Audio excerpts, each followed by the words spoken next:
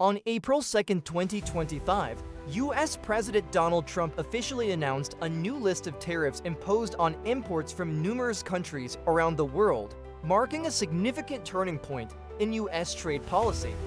With tariff rates ranging from 10% to over 50% depending on the country, this move not only reflects the America First strategy that Trump has consistently pursued since his first term, but also ushers in a turbulent new phase in global economic relations. The most heavily affected countries include China 54%, the European Union 20%, Vietnam 46%, along with other major economies such as Japan, South Korea, Canada, and Mexico. This event is not merely an economic decision, but also carries profound geopolitical implications, raising critical questions about the future of free trade and the global economic order.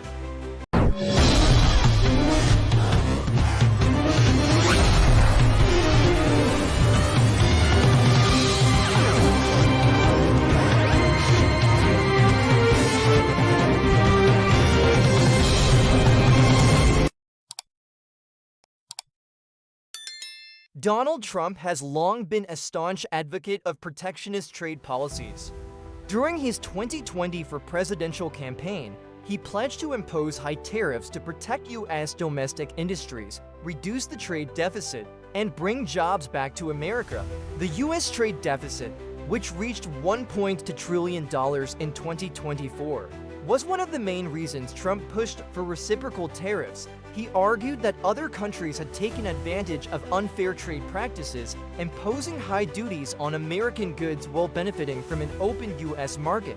U.S. industries such as steel, aluminum, automotive, and technology have long lobbied for protection against cheap imports, particularly from China and Southeast Asian countries like Vietnam.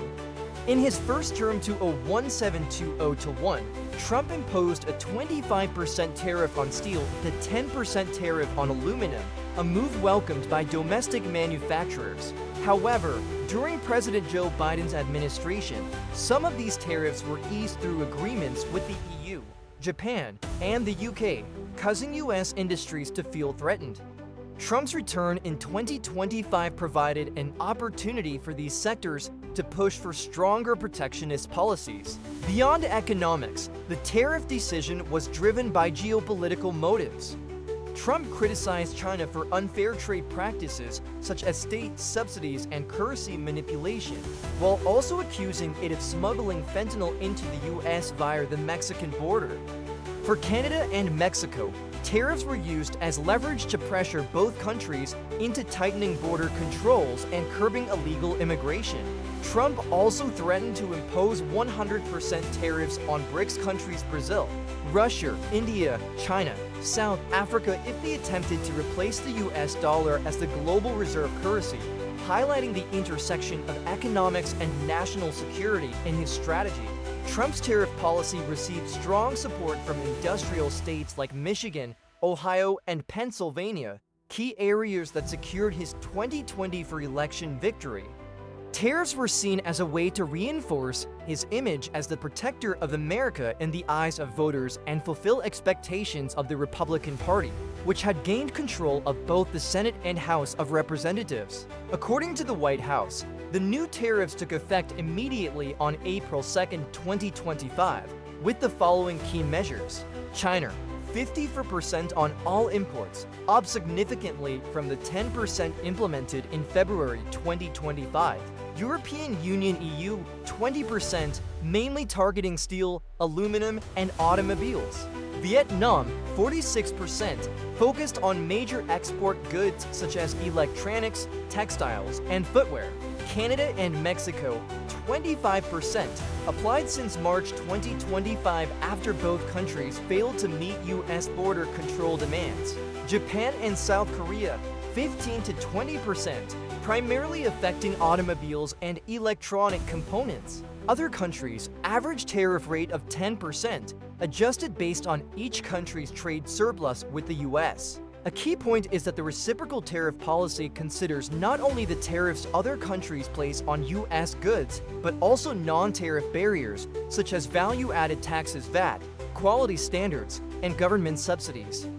This broadens the scope of tariff implementation beyond initial expectations. The Nasdaq 100 index dropped 3.3% following the announcement, reflecting fears of disruption to the tech supply chain. Gold prices soared to $3,160 ounce, while the US dollar fell 0.4% against major currencies. China vowed to file a complaint with the WTO and threatened retaliatory measures, including restrictions on rare earth exports. The EU and Canada signaled potential retaliatory tariffs on US agricultural and automotive goods.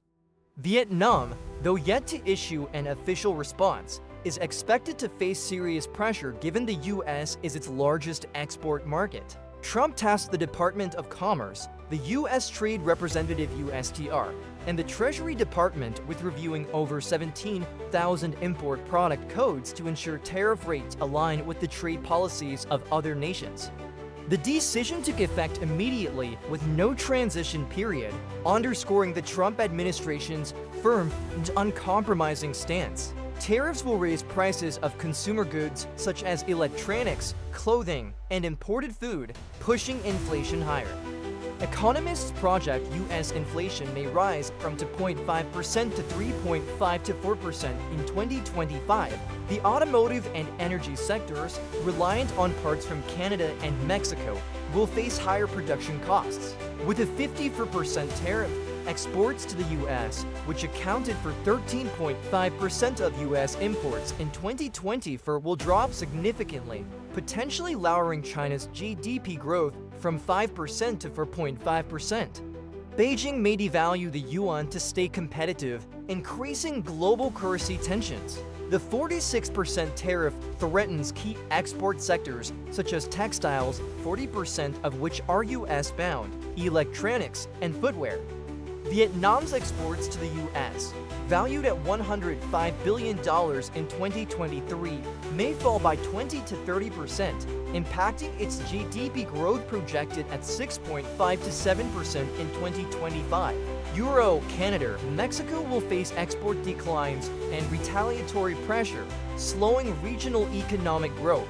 Multinational corporations will shift production to countries less affected by tariffs, such as India, Indonesia, or even back to the US. This costly and time-consuming process may reduce global economic efficiency. Trump's tariff policy challenges the WTO's most favored nation MFN principle, pushing countries toward bilateral rather than multilateral agreements. This could fragment the global trade system. The World Bank forecasts that if trade tensions escalate, global growth could fall from 2.6% to 2.2% by 2026. Rising trade tensions could push the US and China into an all-out economic war, with China looking to build alliances in Asia and Europe to reduce its dependence on the US. Traditional allies such as Canada, Europe and Japan may distance themselves from Washington if the tariffs are perceived as excessively damaging. Nations like Vietnam, Thailand, and Malaysia, once beneficiaries of the US-China trade war, now face the risk of losing access to the US market, forcing them to diversify trade partners. The US violation of MFN principles could undermine the WTO's role. China and Europe have threatened to sue the US, but the dispute resolution process is lengthy and unlikely to reverse Trump's policy. Canada may impose tariffs on US oil and agricultural products. The EU is eyeing duties on whiskey and Harley-Davidson motorcycles.